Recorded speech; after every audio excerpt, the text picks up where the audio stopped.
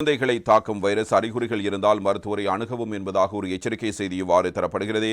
நாட்டில் இன்ஃபுளுன்சாவை போன்ற நோய் சிறுவர்களிடையே பரவி வருகின்றமை பெற்றோர் மத்தியில் இப்பொழுது கவலை ஏற்படுத்தி இருக்கிறது.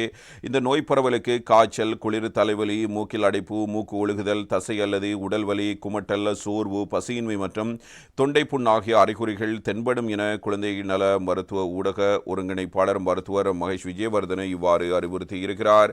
எனவே இது குறித்த அறிகுறிகள் இருந்தால் பெற்றோர்கள் இது தொடர்பில் செயற்பட வேண்டும். இது ஒரு பருவகால நோய் என்றும் இது சில நேரங்களில் அதிகரிக்கும், சில நேரங்களில் குறையும். சில மாதங்களுக்கு முன்பு இதன் எண்ணிக்கை அதிகமாக இருந்தது. ஆனால் தற்போது எண்ணிக்கை குறைய தொடங்கி இருக்கிறது. இருப்பினும் முகமூடி அணிவது, கைகளை சரியாக கழுவுதல் போன்ற நல்ல சுகாதாரத்தை பேணுவது ஆகியவை நோயை கட்டுப்பாட்டுக்குள் வைத்திருக்க உதவும் என்றும் மருத்துவர் கூறியிருக்கிறார். கல்வி நிலையங்கள் மற்றும் குழந்தைகள் பராமரிப்பு நிலையங்களில் இப்பரவல் அதிகம் என அடையாளம் காணப்பட்டிருக்கிறது. எனவே பெற்றோர் தங்கள் குழந்தைகளின் உடல்நிலையை உன்னிப்பாக கவனித்து ஏதேனும் அறிகுறிகள் தென்பட்டால் அவர்களை கல்வி நிலையங்கள் அல்லது குழந்தைகள் பராமரிப்பு நிலையங்களுக்கு அனுப்புவதை தவிர்க்குமாறும் கேட்டுக்கொள்வதாக மருத்துவர் பெர்னாண்டோ இவ்வாறு தெரிவித்திருக்கிறார். இலங்கை மற்றும் கொங்கோ ஜனநாயக குடியரசில் இதுபோன்ற காய்ச்சல் பரவி வருவதாக லேடிரிஜே வைத்தியசாலையின் குழந்தைகள் நல மருத்துவர் தீபால் பெரேரா தெரிவித்திருக்கிறார்.